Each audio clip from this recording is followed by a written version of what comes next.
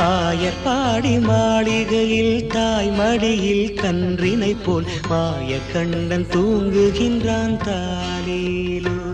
அவன் வாய் நிறைய மண்ணை உண்டு மண்டலத்தை காட்டிய பின் ஓய்வெடுத்து தூங்குகின்றான் ஆராரோ. ஓய்வெடுத்து தூங்குகின்றான் ஆராரோ. ஆயர்பாடி மாளிகையில் தாய் மடியில் கன்றினை போல் மாய கண்ணன் தூங்குகின்றான் தாலேலோ.